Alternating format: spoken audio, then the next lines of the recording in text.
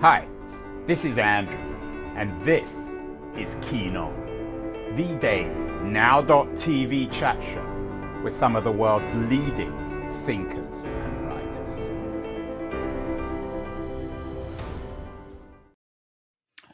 Hello, everybody. It's April the 7th, 2021. Welcome to Keen On the Lit Hub Network. Our goal is to bring you together, and this is being streamed on Twitter and other social media platforms. Unfortunately, though, social media doesn't seem to be bringing us together. It's polarizing us.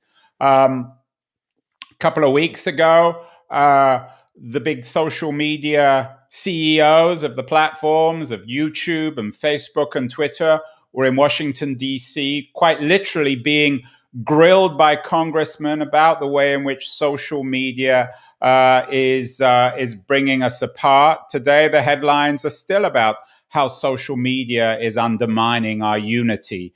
There's a headline about Facebook failing to recruit people from diverse backgrounds. YouTube is once again the most popular social media platform, but unfortunately on YouTube, we have more and more examples of racism and extremism. And one of the more racist and extreme figures in American politics, the MyPillow CEO, Mike Liddell, is claiming that he's launching his new social media platform, Frank, next week, which will certainly add to the polarizing quality of social media. So what's gone wrong? One guy who's spent a career looking at social media is my guest today on the show, Chris Bale. He's the author of a really interesting and I think important new book, Breaking the Social Media Prism: How to Make Our Platforms Less Polarizing. Chris, I hope the social media platforms aren't interfering with us. I hope they're not going to destroy this interview as they've done a couple of times before. But in all seriousness, is social media by definition polarizing? Is that the conclusion of your new book? Well, I think a lot of the prevailing public narratives, much as I'd like to believe them and they're seductive, when we turn to research and evidence to support them, I've been surprised what we find. So, for example, to give one popular example, the concept of the echo chamber. This is the idea that we all tend to surround ourselves with like-minded people, and social media allows us to do that, of course, and insulate ourselves from opposing views. So one of the implications, of course, is, if we could only step outside our echo chambers, we would become more moderate. And, in the Duke Polarization Lab that I lead, we wanted to test this idea.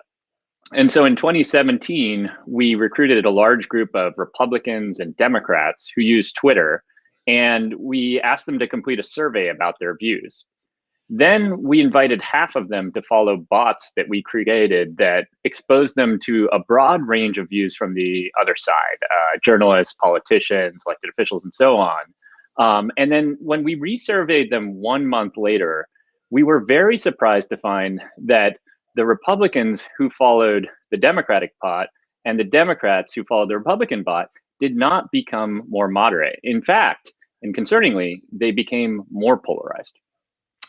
So, to borrow one of your words, Chris, you call this a tragedy that social media isn't bringing us together. It's actually dividing us. It's making us more extreme. You argue in the book that historically, the great visionaries, the people who founded the internet, thought that social media would bring us together. But the reverse is true. Why is that? Why is social media, even though even founders like Zuckerberg, I mean, we can be critical of him, but he does want to bring us together. I think even Zuckerberg's biggest critic wouldn't think that he wants social media to polarize us. Why is it doing this? Much as we want social media to create a better competition of ideas, what it's really doing, our research indicates, is creating a competition of our identities. I think we really have to ask what the human motivation is for using social media. And in the best case scenario, it's something like this. We go to social media, we present our views, they're challenged by others, and kind of magically, rational debate emerges and the best compromises occur. But that really doesn't square with what's going on. Anytime you spend time on social media, you see prevalent extremism. You see people kind of antagonizing each other into the ether, even if they don't really feel like they have much hope of changing each other's mind. Research suggests most people don't change their mind because they see something on social media. And most people who are using social media don't think they're changing minds. So what are we doing? I think that's the important question to ask. I know you did your research while there were a lot of very divisive issues going on. There were the Brett Kavanaugh trial, the Mueller report, and the quote unquote caravans, a word I think invented by Donald Trump at the border, which still seems to exist. But the more I think about your book and your research, it seems to suggest that these issues were always out there. We can't blame Brett Kavanaugh or the Mueller report or the crisis on the Mexican-American border for these problems with social media. Is that fair? Yeah, I think the problem with social media is we focused so much on the platforms and what we can do through, say, reform and regulation. But the research indicates that most of the common explanations of what's going on, things like echo chambers, things like foreign misinformation campaigns, or maybe, if you like, algorithms that radicalize us, there's very little evidence in the research to support any of these ideas. And instead, what we're seeing is really strong evidence that it's us, it's the social media users themselves that are contributing to polarization from the bottom up. And so, what I think we need to do is understand the human motivations for polarizing behavior. We're not going on social media to engage in a better competition of ideas, our research indicates. Instead, we are going on social media to do something that is all too human. We each day, knowingly or unknowingly, present different versions of ourselves on social media, observe how other people react using powerful new tools like follower accounts and like buttons. And then we tend to cultivate the identities that really make us feel good about ourselves. They give us a sense of status. Now, of course, we, even though we'd like to use social media as a mirror and kind of use it to understand ourselves and each other. In the book, I introduced this term, the social media prism, to capture the reality, which is that, of course, social media distorts our understanding of ourselves and each other. It fuels status-seeking extremists, and it makes moderates seem all but invisible. Well, I want to come back to this image and metaphor of the prism because I think it's the core of your book. But you suggested that the internet makes us all too human. Following up on that in a kind of Nietzschean sense, is it, Chris, a struggle for power, the internet? Is that what it's all about? I personally would call it a struggle for status, and certainly with status comes power. But if we think about the motivations of people, let me give you an example from my book. In one of our interviews, we encountered a guy named Ray. Now, Ray is a extraordinarily polite, deferential person when you meet him. He goes out of his way to say how he avoids discussing polarizing issues, that he decries racism, and so on and so forth. And Ray has very conservative views, but online he turns into Dr. Jekyll. Turns into Mr. Hyde from Dr. Jekyll. He's one of the most prolific and vile on Twitter, and that's coming from someone who's been studying this stuff for a decade. So the really interesting question is, what motivates somebody like Ray to be, a kind and seemingly, fine social media day and transform to one of the most militant trolls on the internet? And what we discovered, the more we got to know, is that Ray is in fact a social outcast. He has conservative views, but lives in a liberal city and works in a liberal profession.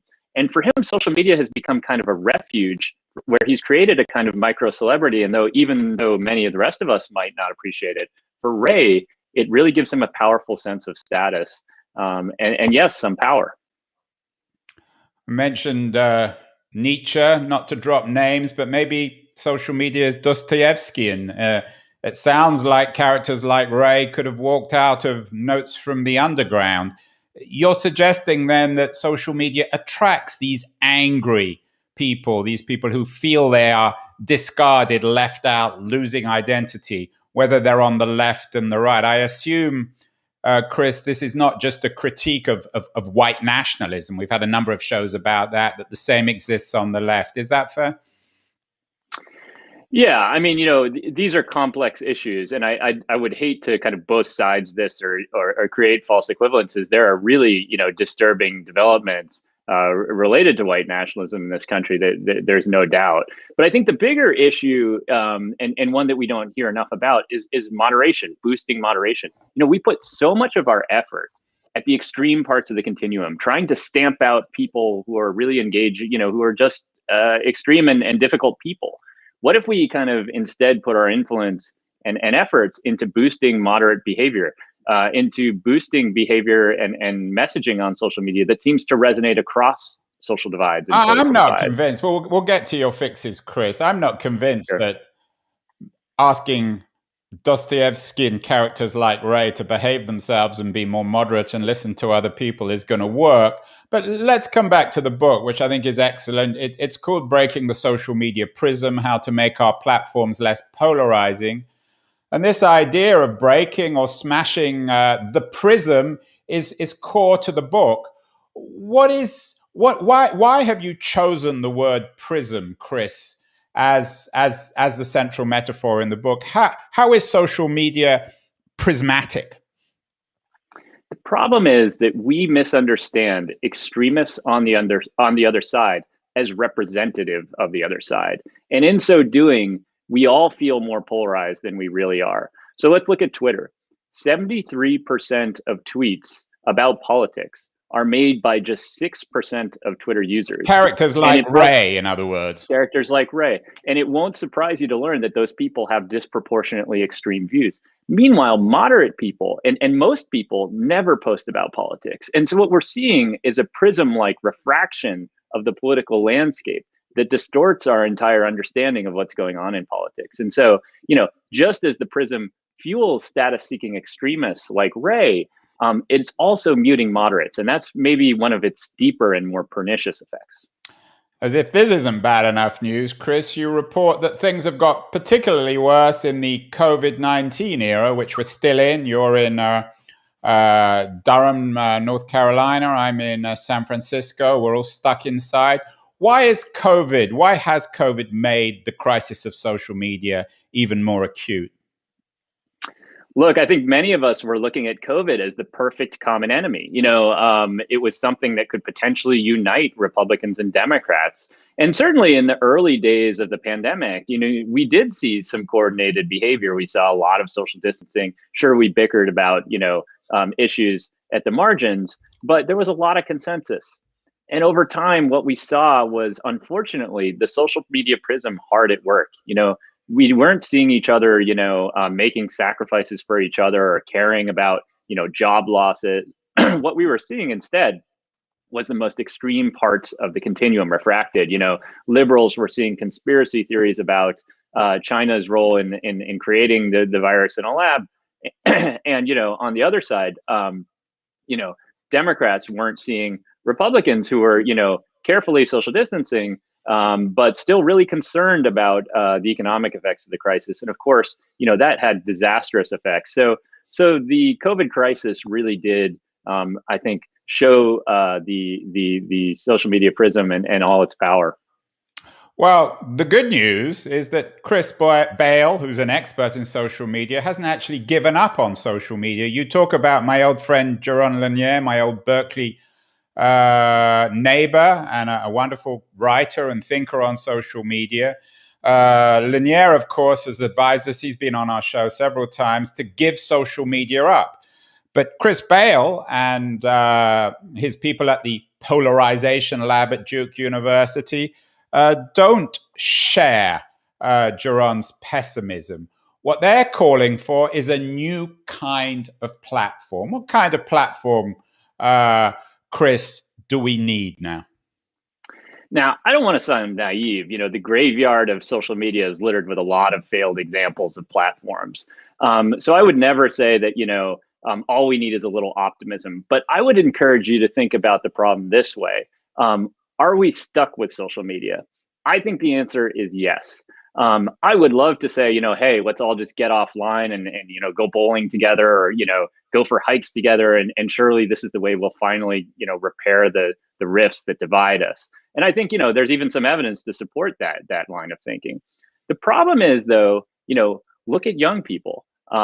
Stunning numbers of young people are glued to their phones every day, and they've grown up really with social media all around them. Even worse, in the age of COVID, and even before COVID, Republicans and Democrats were living in places that were so segregated from each other that they very rarely encountered each other in offline settings.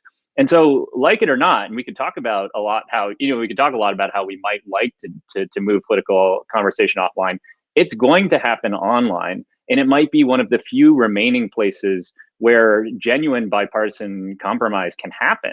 So this is an Let me just urgent jump problem that we in, need to fix. Chris. This bipartisan compromise, you run the Polarization Lab. It all sounds a bit social sciencey. I know you think social science is the solution, but isn't it part of the problem, this idea of turning humans into scientific objects, that the notion of bipartisan consensus has always been a bit of a fiction?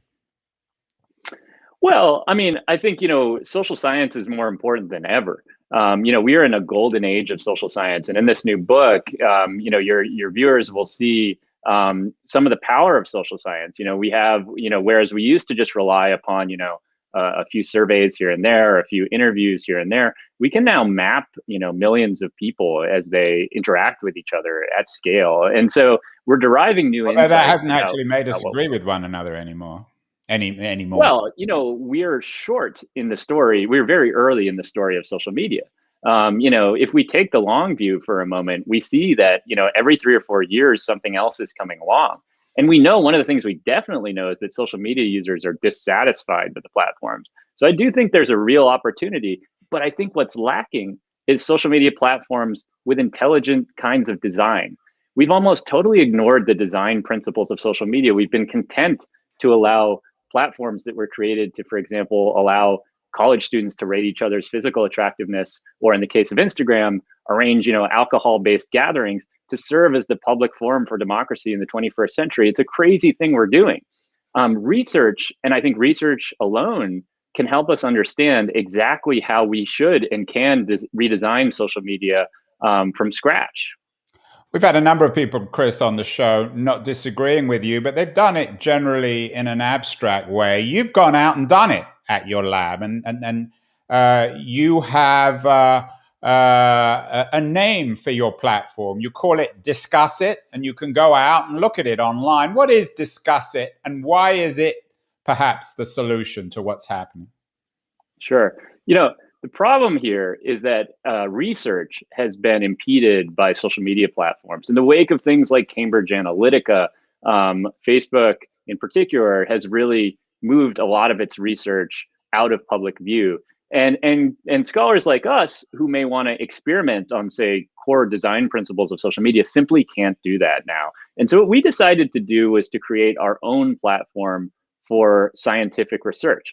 And this gave us full control over what happens on the platform, who interacts with who, and how the platform is designed. And even better, we can recruit and ethically, recruit people to participate in the study instead of doing it without their consent. And that was a big problem with some of the early studies. But anyways, this is a real opportunity to bring evidence to bear on a debate that right now is highly speculative. We've got self-interested tech leaders and self-interested politicians basically doing some mildly informed speculation. But we think that this research is an opportunity to really bring evidence to bear. Yeah, and you talk about it as a success story, one of the few success stories I'm quoting from the book in fighting political polarization on our platforms.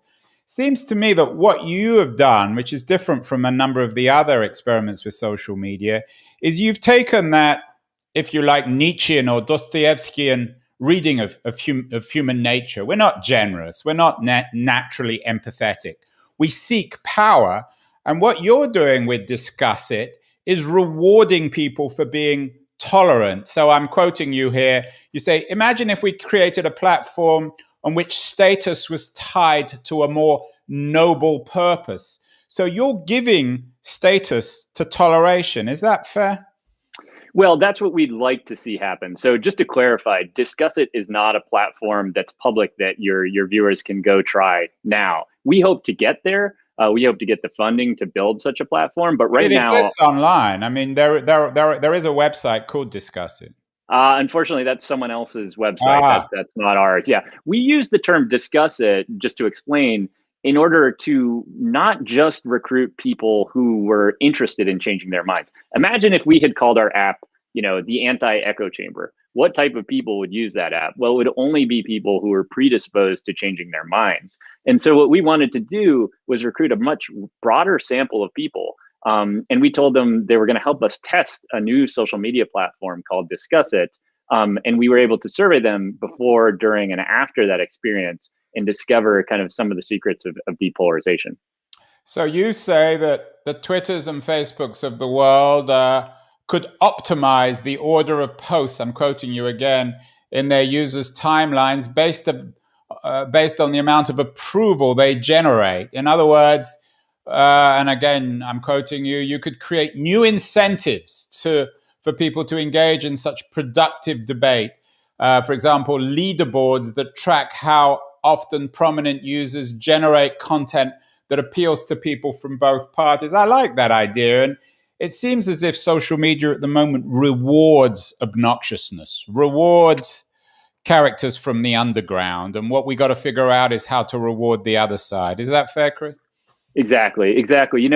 Technology at its greatest could really help us optimize for democracy, right? What better tool than a tool that helps us filter through all the blooming, buzzing confusion that we see in our social media feeds every day, and picks out all the stuff for us. Not that our friends liked or our side liked, but really a broad set of society liked. It could really begin to bring us back together. And so what we've done in the Duke Polarization Lab is design essentially a prototype of this. If your audience goes to polarizationlab.com, they can check out the bipartisanship leaderboard that you just mentioned that includes politicians, journalists, and others who our research indicates are actually resonating across both parties. You can also Are follow other bots. characters in mind you can think of who are bipartisan and not boring? Yeah. Well, one of my favorites is Michael Barbaro, the host of the New York Times podcast, The Daily. I would have thought, given the liberal reputation of the Times, that he wouldn't be on that list, but he seems to have discovered some of the secret sauce. So, Chris, if we break the prism, what metaphor would we use? Does social media be a window? Is that the opposite of a prism? More like a mirror. I mean, earlier you said you're a little skeptical about like stopping people like Ray, that really hardcore extremist, the Dr. Jekyll and Mr. Hyde character I was talking about earlier. And I actually agree with you about that. I don't think we're going to get much leverage in trying to persuade extremists to be less extreme. In fact, if our research is right, that might only make them more extreme. But that does not mean that the rest of us can't learn to avoid people like Ray. So on polarizationlab.com, you can try out our trollometer tool, which allows you to input characteristics of a social media user's account and monitor the language that they use in order to derive a prediction of the probability that that person is an extremist who may be just not worth engaging. Similarly, you can learn about how the social media prism refracts you. You can learn about how your political views place you on an ideological continuum ranging from extremist to moderate, both online on Twitter. We use a machine learning model to develop a prediction of your ideology, but also offline. And it helps you become aware of the gap between who you are offline and what your social media posts make you look like to other people. And that's the power of the social media prism right there. Chris, was it a coincidence that writers like Nietzsche and Dostoevsky were writing about the will to power and angry men at a time of early industrialization when society seemed to be breaking up? We're living in similar times now in the post-industrial age of increasingly dramatic inequality, of the impact of AI on work, on enormous disparities in wealth and power. In other words, isn't the anger on the internet, or some of the anger of characters like Ray, it's not a form of insanity. It actually reflects reality. Absolutely. I mean, too many people want to ask the following question: is social media responsible for political polarization? And I think that's a really hard question to answer, A. But B, we know that political polarization was surging long before social media. You already highlighted some of the factors driving this process: inequality, but also, the rise of cable news and, market incentives for outrage, divisive leaders in the 1990s, maybe even the fall of the Soviet Union, which might have provided a common threat that, held polarization at bay. There are a number of different factors that led to the current situation. And so I think, asking that question, is social media to blame, presumes that we really have the choice of leaving social media. And of course we do. But my concern is, if the people who are thoughtful and reflective enough to worry about what social media is doing us leave, then who's going to remain on social media? And as long as most people do remain on social media, and by the way, those trends continue to suggest that social media is only going to continue to grow. The delete Facebook movement, for example, seems to have fizzled out so quickly that the top Google search about 2 weeks after, or a top Google search several weeks after delete Facebook trended, was how to undelete your Facebook account. So, we really need to be practical here. We're going to see social media continue to grow, and we need practical solutions, and we need moderates to speak up more. I think we need the moderates to stay on the platforms, and better yet, build new platforms. So don't leave, Chris Bale says. Finally, Chris, we began with these hearings in Washington, D.C. a couple of weeks ago of the executives, the senior executives from YouTube and Facebook and Twitter. If you were one of those congressmen, what would you be suggesting? What is the best policy that American government can do to help reform social media? I think we need transparency. A lot of these firms have made public commitments to transparency, but really not followed them. And so, for example, we want to know how algorithms are driving things like radicalization and polarization, but we simply don't have the data. And this is not for lack of research. The research is locked inside companies, and we're simply not seeing it. So I think we need a kind of an audit. We need a public data set, maybe even supported by the government, that would allow us to really measure these things with scientific precision and proceed from a place of knowledge instead of speculation. Well said from one of social media's most erudite social scientists. This book, Breaking the Social Media Prism by Chris Bale, How to Make Our Platforms Less Polarizing, is essential reading for many of us who are concerned with the impact of social media on civility and democracy. Chris, I know you are in your office at Duke University in North Carolina. No, see, that's the power of the Prism. This is my home, so yeah. Oh, well, home and office, they seem to be exactly one in the age of COVID. But you're stuck inside. I'm in San Francisco, California. What else should people be reading in addition to your new book? Yeah, sure. I would love for people to learn more about the field that I'm really excited about helping to create, which is called computational social science. And, one of my favorite books out there right now is this book, Bit by Bit, by my colleague, Matt Salganik. And, it's really an invitation to think about how social science can really, and data science together, can really hack many of the problems that we have out there. I think the COVID example is the COVID crisis is a really nice example. Data science alone is not going to solve the problem. Social science alone is not going to solve the problem. We need hybrid approaches, a kind of computational social science, to solve these problems. Well, bit by bit, Chris, we're going to fix social media. Your book, Breaking the Social Media Prism, I think will help.